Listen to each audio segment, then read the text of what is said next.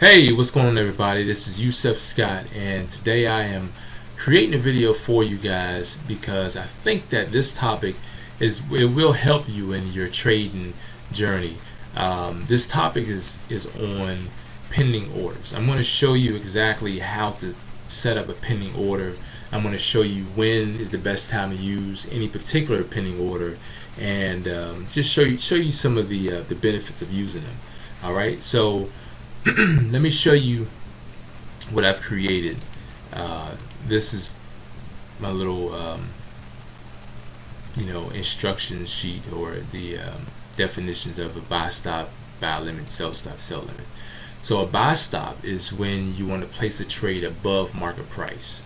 All right, now I have buy stop and sell stop highlighted because they're just the opposite of each other, but you would use them to, like, on a breakout. And prime example is, it would be something like this. So you see this area is highlighted. I'm glad I kept this highlighted. You see this area is highlighted. So if you wasn't sure, if you weren't sure which way the market was going to break out, whether up or down, you could set a like in this case, the market's coming down and it consolidates. If you think it's going to keep going down, what you could do is set a pending order just below the containment area, and that pending order would be a sell stop, so that as soon as you set it below the containment area, as soon as the market crosses or touches that area, that's when you're in the market. So you don't have to sit there and manually hit sell or hit buy. As soon as it touches it, you're going to be in the market. All right, so it's more like future trading. All right, so that's what a sell stop is. Now a buy stop would be just the opposite. A buy stop would be, let's say the market was down here and you were expecting for the market to go higher. So the market was here, you would set your pending order or buy stop above that area, and then once the market reaches that area, it will actually put you into the market. All right, and then that trade will be live, and then you can take the pips going up, ride the market up. And so that's what a sell stop and a buy stop is. Remember, when you use a buy stop and a sell stop, it's usually when you predict that the market is going in that particular direction. All right, and usually on a breakout. All right, so let's just say you see that the market is consolidated and you don't have time to wait. You could set a buy stop or a sell stop, just to and then in addition to setting those, you can set your take profit, and you can also set your stop loss. That way, if the market goes in the opposite direction, at least you're actually limiting your losses. So you don't want to leave yourself exposed to having tremendous losses when you're trading, especially if you're not going to be in front of your charts. All right, so that's how you use your sell stop and your buy stop. Now your limit, your sell limit and buy limit, it's a little different. Your buy limit is when you want to place a trade below market price, and the sell limit is when you want to place a trade above market price. Now you say, okay, a buy limit below, sell limit above. Let's take a look at that. Let me show you when you would use that. So let's say, for instance, you saw, let me go left.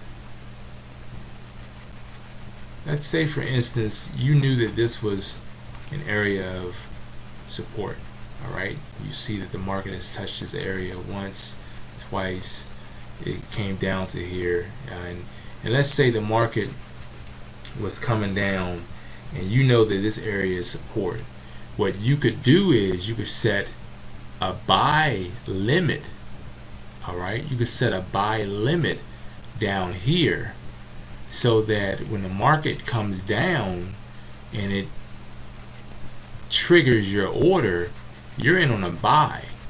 Now the beautiful thing about buy limit, well, a buy limit in this case, is that you'll be getting in on a trade at the bottom, provided it, your theory is correct. The market comes down and bounces off that level.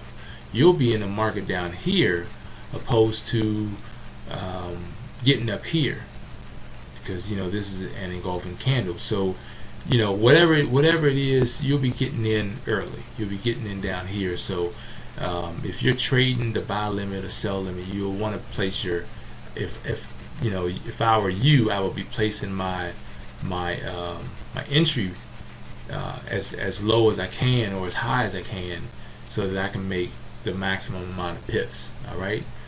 So and then on the flip side of that, let's say you were looking for a sell limit. All right. And what you're doing, you want to see, so you see that this area has been hit, and and the and prices bounce off this zone or this area. So let's say the market is here, and you already have your resistance line up here, and you're expecting for the market to come up here, bounce off here, and go back down. So what you can do, even if the market is down here, you can set a sell limit up here, so that when the market goes up there and it strikes your mark, the market bounces off, you're already in the market. So the market comes down, you're catching pips all the way from the top all the way down. Wonderful. So that's all that pending orders are. Your stops. If the market's going up, you put a buy stop. If the market's going down, you put a sell stop. If the market's going up and you expect for the market to go down at some point, you can put a sell limit. Put a sell limit up here, so that when it hits your area, you're in the market. The market goes down, provided it respects the resistance, you're good to go. And then, for instance, if you have a support down here, you can create a buy limit and create your buy limit down here. So when the market comes down here, based on your prediction and your theory, when it hits support and it turns back around, you're already in the market, and you're going to take the market all the way up. So that's the way you trade a pending order. That's how and when you would do that. Now let me show you how to actually create a pending order. Now by default, you see that the type of order is market execution. You have a drop down indicating that there's another option. So there you go, pending order. So once you hit pending order, new options will be shown here. And now what you can do, you have the pending order parameters, where what you can do, you can hit type and reveal the drop down. Excuse me. And you have buy limit, sell limit, buy stop, sell stop. Based on what I explained, going back to here, you can set these. You can select one of these based on the market condition that's suitable for you to make the most of your money. And so just like I said, in a buy limit, you know what to do. Sell limit, you know what to do. But for price, you can either hit the arrows, take it up, or you can hit, going down, or you can key it in manually. You can key it in manually. So it's totally up to you how you choose to do it. The same thing for stop loss, and the same thing for take profit. You can actually key it in yourself or hit the actual up or down button. All right, and you can change your volume, and you can also key that in manually. And then you have the symbol area, the symbol drop down that reveals all of your currency pairs, and that's pretty much it, you guys. Once you set all of your parameters, and you can hit place, and then you'll be in the market. You will have that pending order created. So that's all that I wanted to show you on this.